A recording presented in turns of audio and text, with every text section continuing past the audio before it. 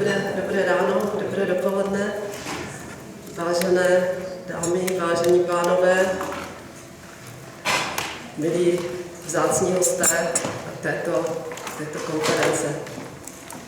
Je mi velkou ctí, že vás mohu přivítat na druhém dnu konference, která se zabývá odkazem Berthy von Suttner. A velmi si vážím toho, že vám mohu předat pozdrav pana ministra zahraničí České republiky Tomáše Petříčka, který převzal záštitu nad touto konferencí a poskytl tyto nádherné prostory pro konání druhého dne konference. Pana ministra ale současně musím omluvit. Má nějaké neodkladné záležitosti dnes, takže se nemůže zúčastnit. Nicméně všechny vás pozdravuje a přeje našemu jednání velký úspěch. A já na něho prozradím trošku mimo protokol, že velmi fandí Bertě von Suttner a velmi vnímá její odkaz, když jsme se o tom tak trošku neformálně bavili. Když jsme se o konání této konference a vůbec o odkazu Berthy von Suttner tak když jsme formálně bavili, tak říká, vychovávám svoji dceru, čte Bertu. Takže myslím si, že jsme v téhle chvíli na dobré půdě. Dovolte mi, když mám slovo, ale abych ještě na začátek, dělala se to nakonec, ale já nevím, jestli to půjdu až úplně do konce, tak abych poděkovala skutečně těm, kteří s tím nápadem vůbec přišli. Jana Jedličková, Aliver, Kristýna Chyňová, Vanda Prošková, na jejich bedrech do vysoké míry byla, nebo na bedrech všech těch třech dám, byla na vysoké míry organizace této konference a protože první den máme za sebou a víme, že byl velmi zajímavý a velmi úspěšný, tak myslím, že to poděkování mohu říct už teď a nemusím čekat až na konec. Děkuji také.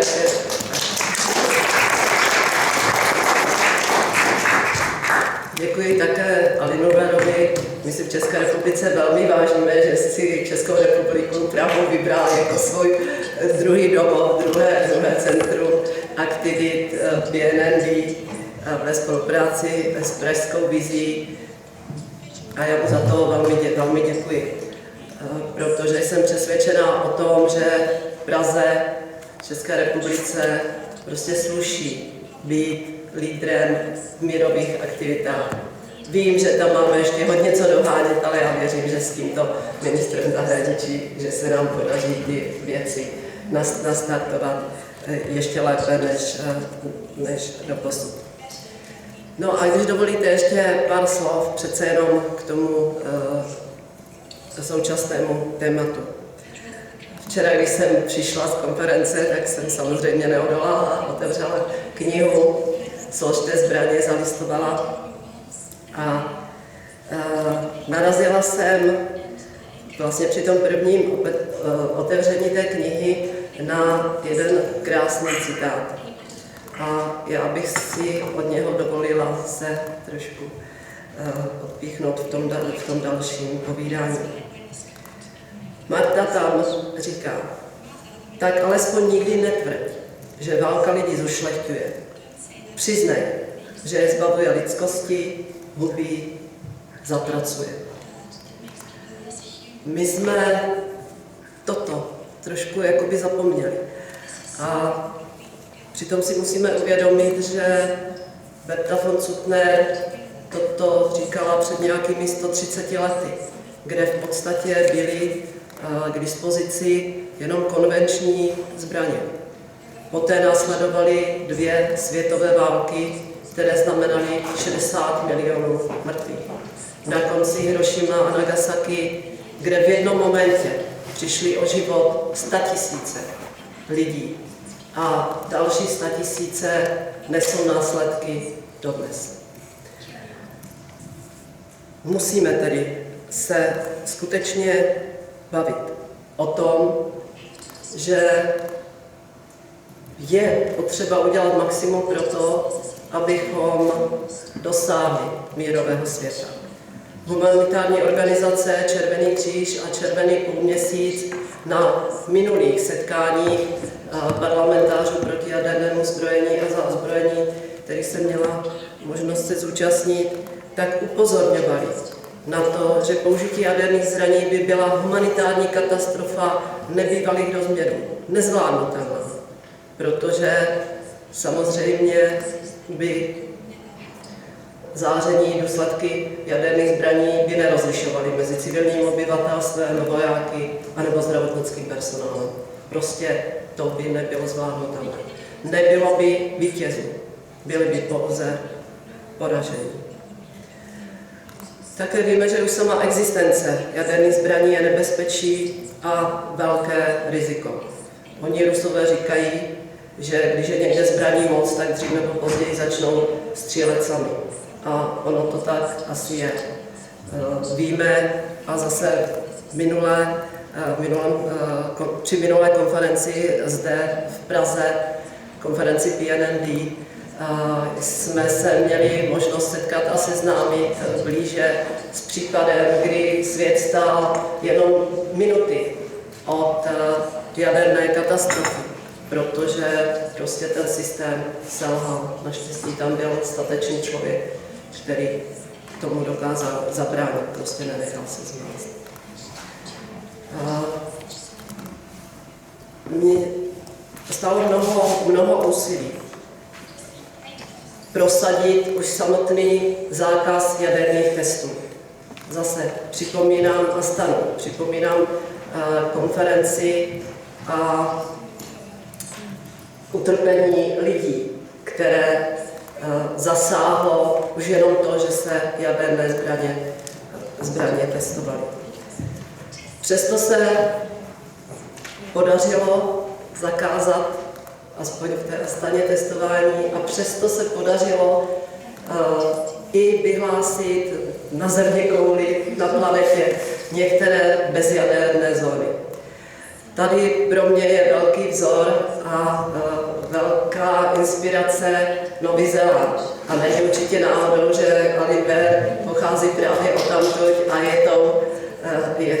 je to duší toho úsilí o to, aby se parlamentáři všech zemí světa domluvili a usilovali, dosáhli toho, abychom svět jaderných zbraní a toho velikého rizika a nebezpečí zbavili.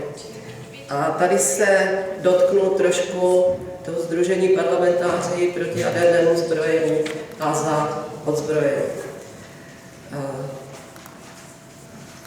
Aktivity tohoto sdružení určitě představí poté mé kolegyně zde za předsednickým stolem, které za chvíli převezmou slovo.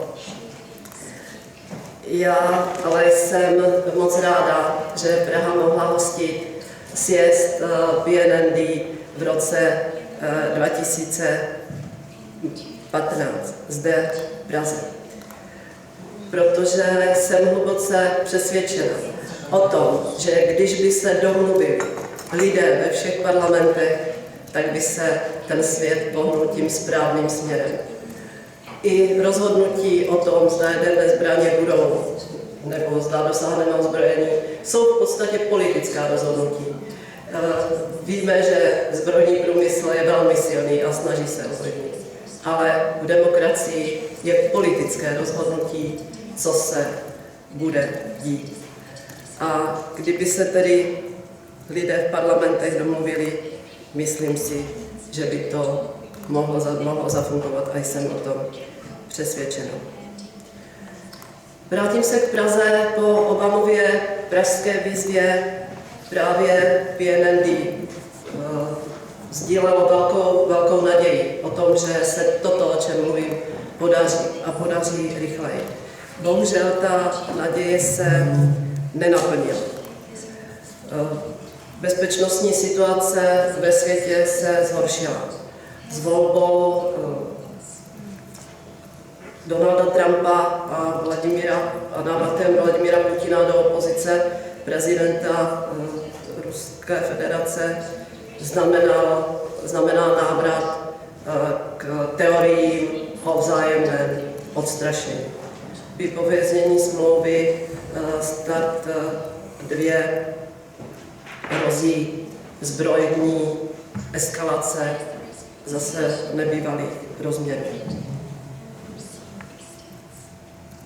Problémy kolem jaderných zbraní jsou jiné. Vy jste tu asi víc odborníci než já, ať je to Korea, ať je to Irán a další. Ale právě proto jsem ráda, že se takto scházíme, že jsme zde, abychom si připomněli odkaz Berthy von Suttner. A nastartovali jsme ve veřejném prostoru nebo posílili iniciativy parlamentářů v úsilí o zákaz jaderných zbraní.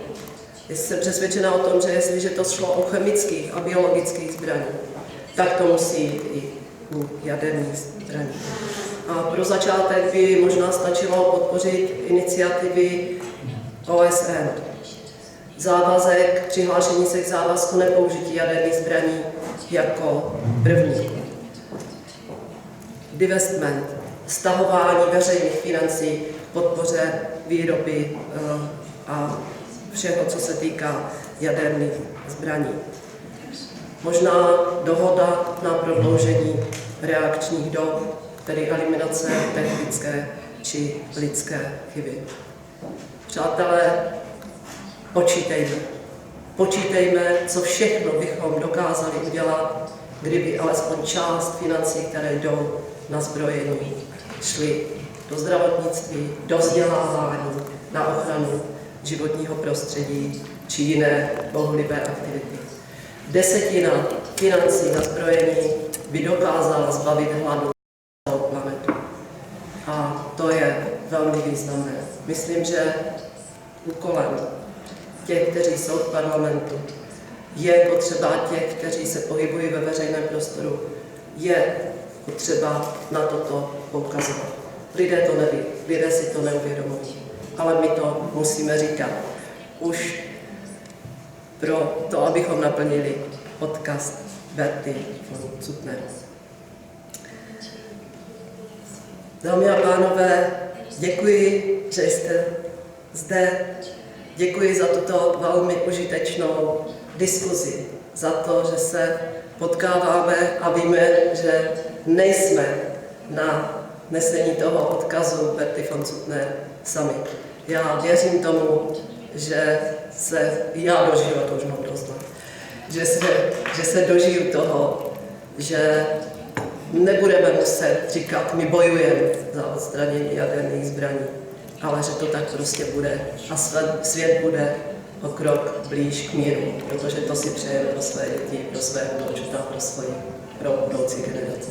Děkuji vám, držím vám palce, děkuji vám všem za to úsilí, které tomu věnujete a těším se na tu dnešní debatu. Děkuji.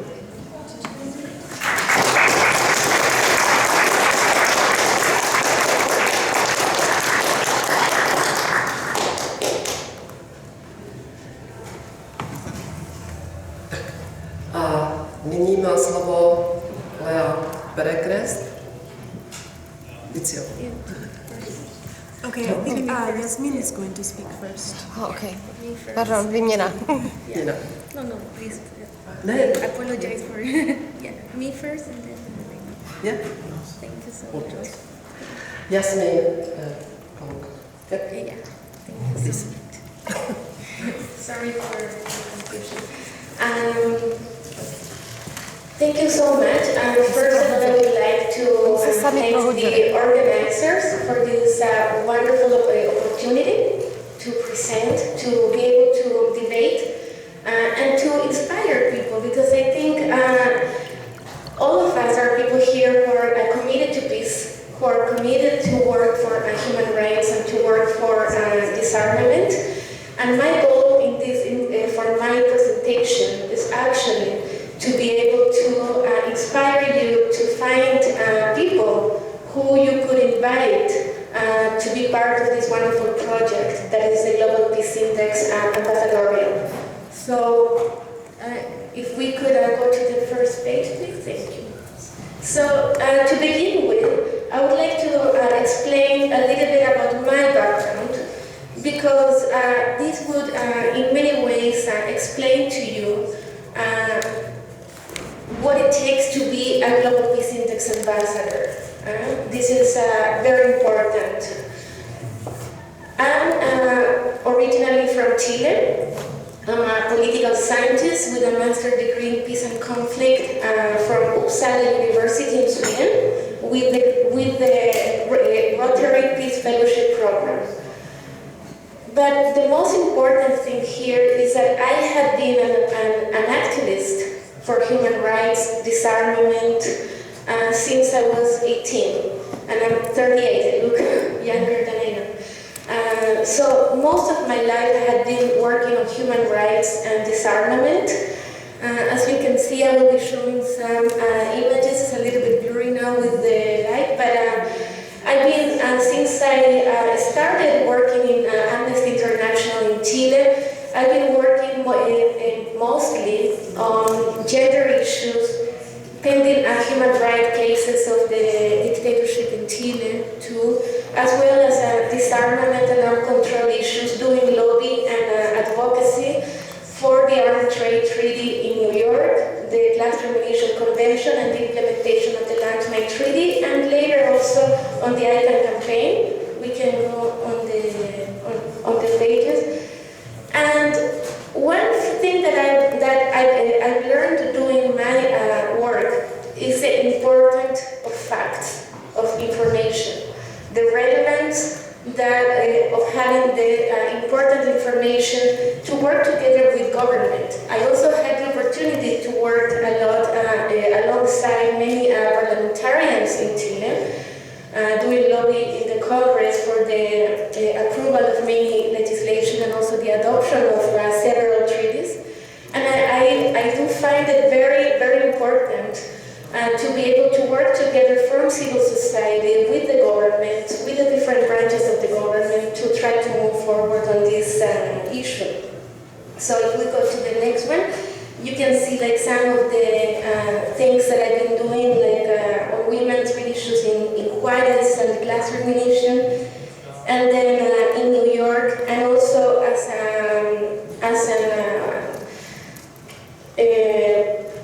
presenting like witnesses the destruction of firearms also in Argentina, Chile, and also the destruction of landmine and cluster bombs in Laos, Cambodia, and other countries. For 3 years, I was also involved in the ICANN campaign, that recently won the Nobel Peace Prize. And in that context, I had the opportunity to work alongside Latin American countries that had been traditionally very committed to work towards nuclear banning of nuclear weapons. The Tlatelolco Treaty, I think, is a wonderful example that we have in international treaties. We go to them. No, before. Okay. So this is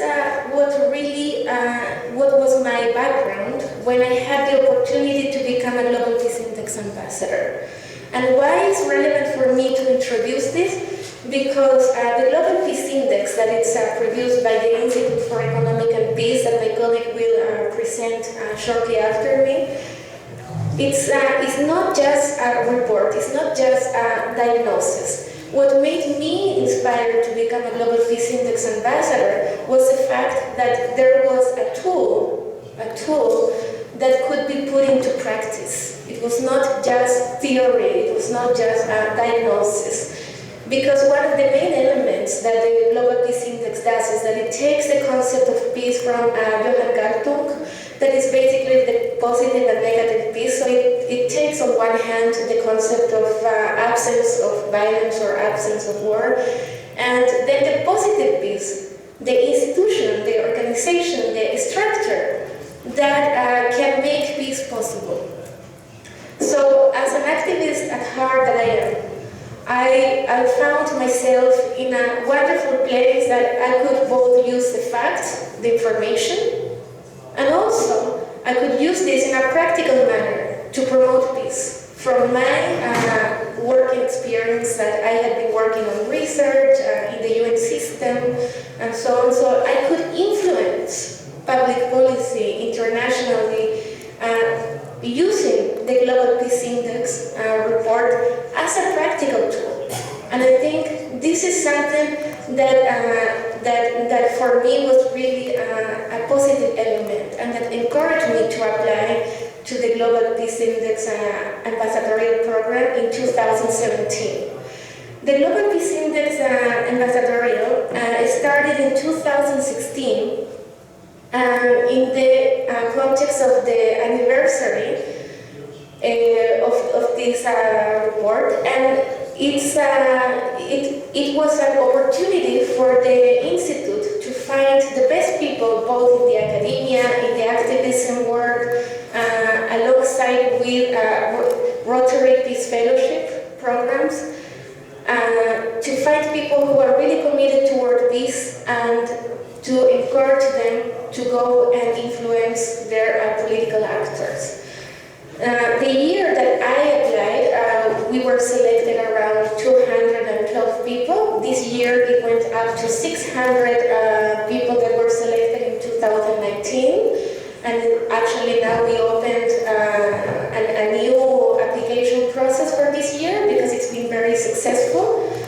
And we are covering, if we go to the next one, we are covering most of the world actually, and many countries in Africa. This is very important because the Global Peace Index is going to places that sometimes need more support and need the people from these regions to be able to have the tools to work for their own communities.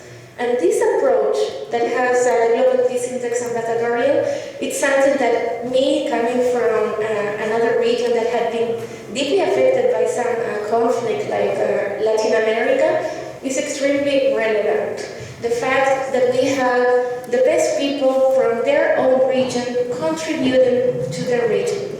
And that, I think, is extremely crucial. We have people from different countries in Africa, some countries in Latin America, of course in Europe. I'm based in Vienna, but I'm also working toward Latin America too. And we have people in Latin America, so it's becoming global, really global, very fast.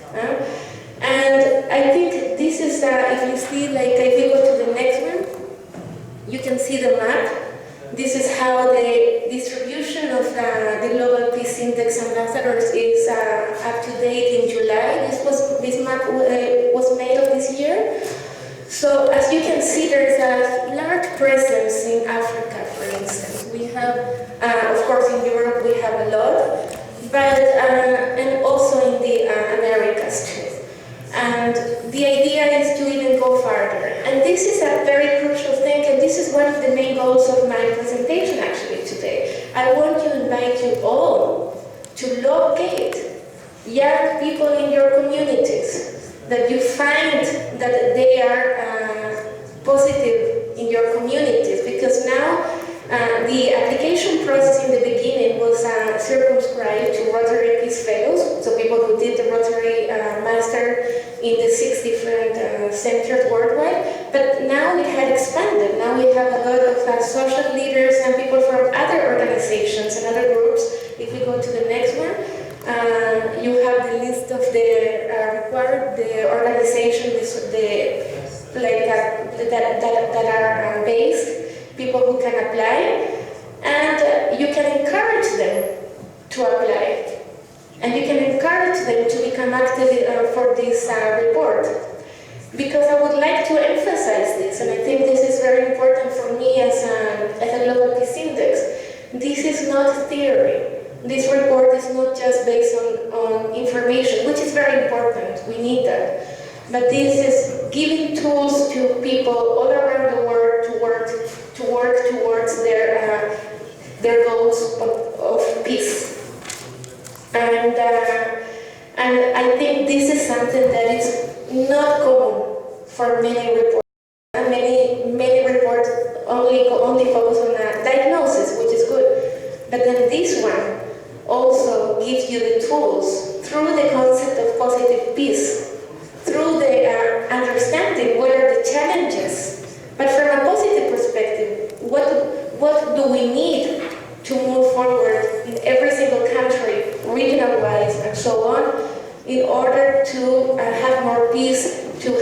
human rights respected, and to have a better world. What the presenter was talking before, we need to everybody be active in that regard.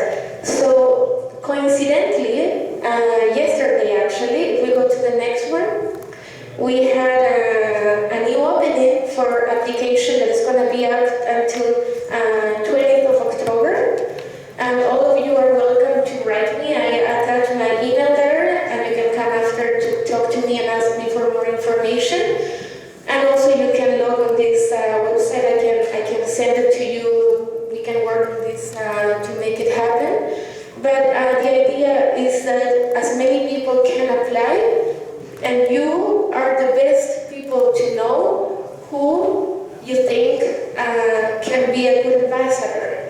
The work that we do is highly supported by the Institute for Economic and Peace. Once you're selected as a Global Peace Index ambassador, you have a training, 3 main sessions of work where you are trained on the main elements of the report. You have the best specialists worldwide doing this report on different time frame, considering the different time frame of the ambassadors is even recorded.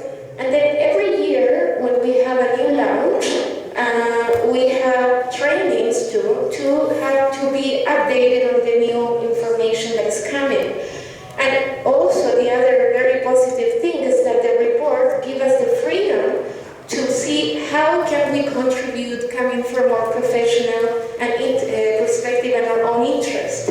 So you can be creative. You can be creative. And that's what we need. We need people coming from a different aspect. Me being an activist in Amnesty International for more than 15 years, I went from organizing marches in the street, from teaching in schools, providing training, and so on. So this is something that I try to also implement in my work as a Global Peace Index ambassador.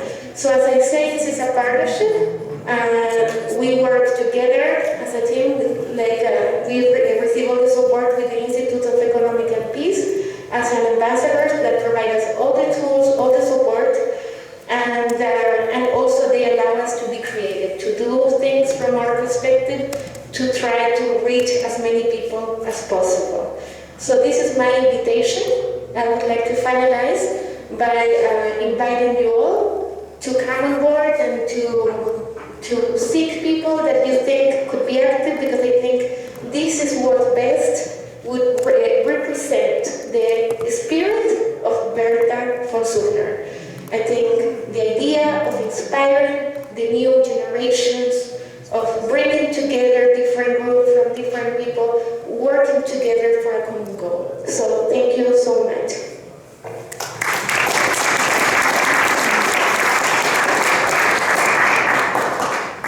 Thank you, Yasmin. Now we'll give the floor to Ms. Lea Perekrests from the Institute for Global Economics and Peace. You are the Deputy Director for the European Operations and Middle East, is that right? And she will tell us something about what Global Peace Index is, how it's composed, and how is Czech Republic doing, hopefully. Thank you.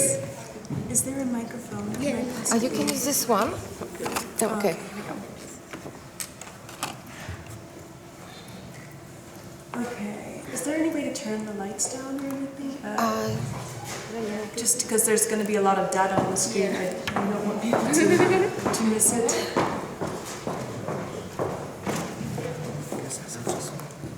Is it these switches in the wall? No? Okay, well, I'll begin and hopefully we'll be able to figure something out.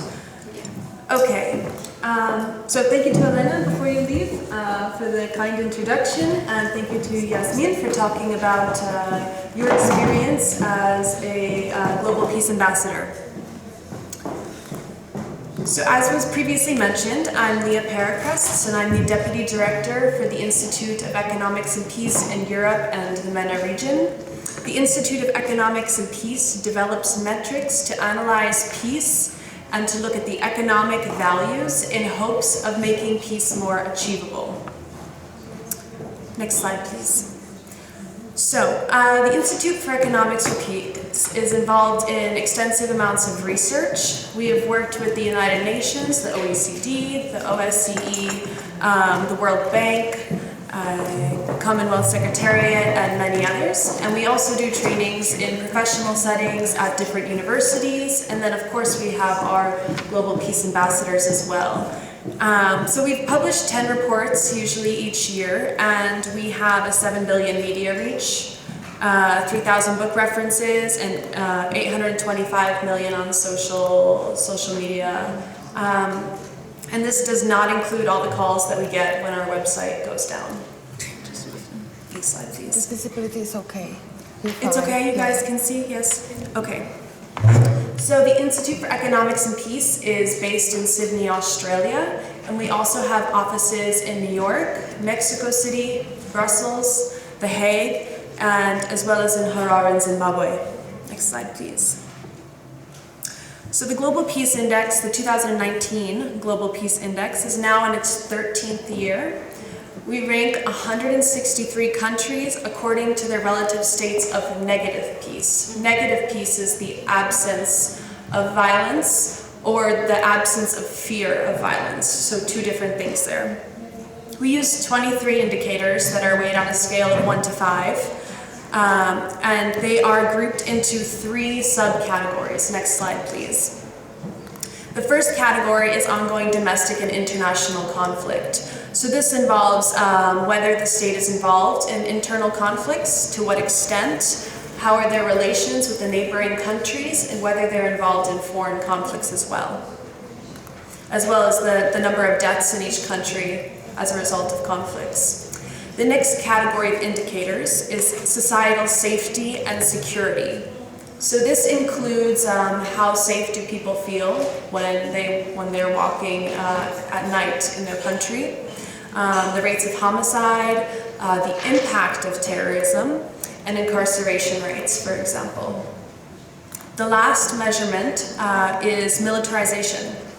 So here we talk about military expenditure, and we don't just talk about it in flat numbers. We do comparisons, we do percentage of GDP, we look at the access to small arms, we also look at import and export rates, and all of those together create the indicator section for militarization.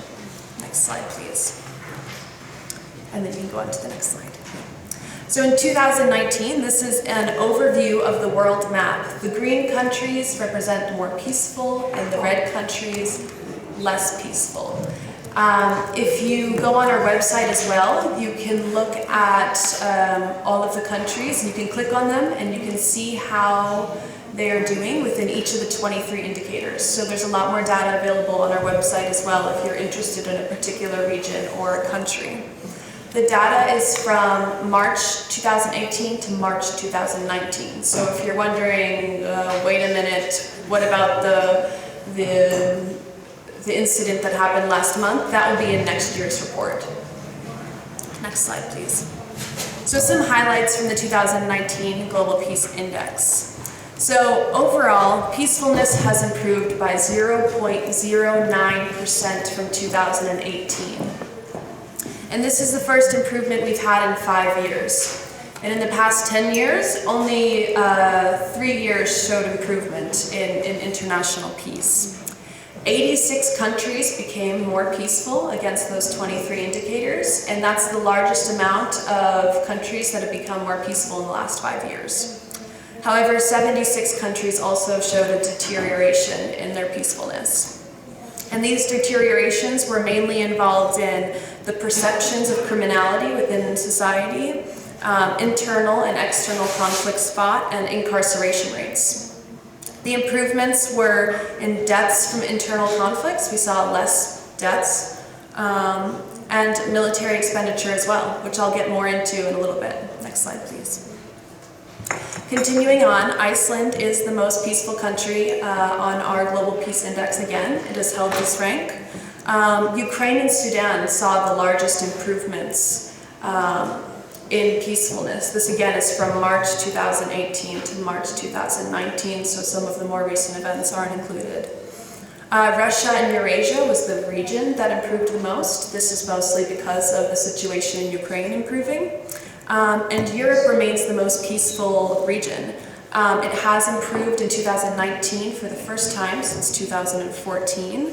And I also want to mention that within the Europe region, we see a kind of leveling happening out between the East and the West of Europe. And then also we see that EU countries are on average more peaceful than non-EU countries on the continent. And then again, Bhutan has been a little bit of a peace champion in our indexes for the past while. Next slide, please. So continuing on with the highlights of some of the negative points, Afghanistan is now the world's least peaceful nation, and this is for the first time in some years. This is because it was previously held by Syria, but Syria has shown some improvements, and so therefore Afghanistan was bumped down to the least peaceful nation. Nicaragua and Burkina Faso had the largest deteriorations out of all of the countries, and Central America and North America were the regions who deteriorated the most.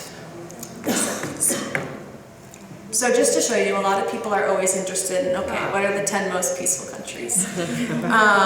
And you will notice Czech Republic is there, number 10, which is fantastic. However, you'll also notice that the rank did change. Peace deteriorated in the Czech Republic.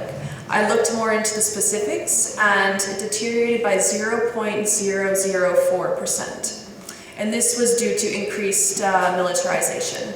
So that could be because of increased import-export arms, increased spending on the military. The size of the army also plays into that indicator. And then we have one positive indicator, which is in the militarization section, which is investment in peace building or peacekeeping. Next slide, please. And these are the 10 least peaceful countries. As I mentioned, Afghanistan moved to the least peaceful. Syria had more improvement than Afghanistan did. Afghanistan largely remained the same. Other significant is that Yemen, for the first time, is in the bottom 5. Next slide, please. So this is just to go over again the countries that have improved the most. This is not the countries that are performing the best as far as global peace goes, just showing improvement. This also doesn't mean that necessarily they're doing things that are really fantastic for peace. It could just mean that other countries got worse, if you understand that balance. So again, Ukraine improved the most. Next slide, please. These are the 5 largest deteriorations in peace. Nicaragua was the one who deteriorated the most. So when we go back into the 3 categories of indicators, we saw militarization improved in 2019, meaning that there's less militarization. Safety and security improved a little bit, and then ongoing conflict was the one that deteriorated. So when we look at results by region, we see Europe is the most peaceful. North America, Central America and the Caribbean, and South America had the largest deteriorations, and these are serious deteriorations. These are what we're looking at when we look at the future, what's going to be the next problem regions. That's where we mainly see it. In North America, Canada improved. This is the United States we're talking about when we have a deterioration in peace. Also significant is Middle East and North Africa are on the bottom right now. Just in 2014, they were the 4th most peaceful region on this list. So we also have a big deterioration there when looking at a longer period of time. So trends in peace. We've been looking so far at 2019 versus 2018. I'd like to open this up a bit into trends over the past 10 years. So this graph shows that actually peacefulness has declined over the past decade. If you'll remember, the lower the GPI score, the more peaceful. So that bottom, that's peace, and then the growing up is less peaceful. As I mentioned, there were 3 years where peace improved compared to the prior years, which was 2013, 2014, and now 2019. So there has been an almost 4% decline in peace over the last decade. In total, 81 countries became less peaceful, 2008 versus 2019, and 81 countries became more peaceful. We did, however, see a deterioration in a number of conflict indicators. For example, 251% increase in battle deaths from 2008. But I also want to point out these numbers on the bottom of the screen. Number of displaced peoples has doubled since 2008. 2008, it was 35 million people who were displaced. And I also want to mention, which I'll also talk about a bit further, is that there were more displaced peoples from natural disasters than from violent conflict this year. But there is some good news too. I don't want to only focus on these negative aspects. More countries improved than deteriorated in political terror. 61% of countries reduced military expenditure as a percentage of GDP. I always find in Europe that people are very surprised to hear that military expenditure globally has dropped, because we always hear about the NATO 2%. If you open this up globally, you'll actually see there has been an improvement. And in addition, 72% of countries had a drop in the homicide rate. Another aspect that I think is important to look at is that there is a difference between countries who are most peaceful and countries who are least peaceful. And we see this increase of inequality of peace globally. So the countries who are doing well on the Global Peace Index are getting better and better and better. And then the countries who are not doing as well are getting worse. And so we see this widening gap of inequality and peace. This is another interesting study that we did related to our research. We did it together with the Gallup poll. And this shows perceptions of global leadership in 2018, over the past decade. You can see in the US that when Obama was elected, there were high hopes, high expectations, and then slowly Obama's administration was maybe not living up to their expectations. And so their global power influence was dropping a bit, their perceptions. And then you see when Trump is elected, there is a violent strike downwards for the US. You see Russia invasion in 2014 in Crimea, and then they've been climbing up in global perception since then. And then Germany is a champion of being a stable business partner, and I believe that's why they have been able to maintain these higher levels in the global perception scale. Another aspect of research that we've been developing is the relationship between climate change and peace. So almost 1 billion people live in a country where there is high or very high climate change exposure. Below this, 40% of those people live in the bottom 25 countries of our Global Peace Index. So this means that where there's less peace, people are living very high exposure to climate change issues. And in addition to this, climate change can increase the likelihood of a violent conflict. Through distribution of resources, limited resources, migration, etc. Next slide, please. So this is touching on the last piece of the last slide. We see the frequency of natural disasters in very high peaceful countries on our global index and low. So natural disasters are happening everywhere. However, the number of deaths from these natural disasters is very high in the low peace countries and small in the very high.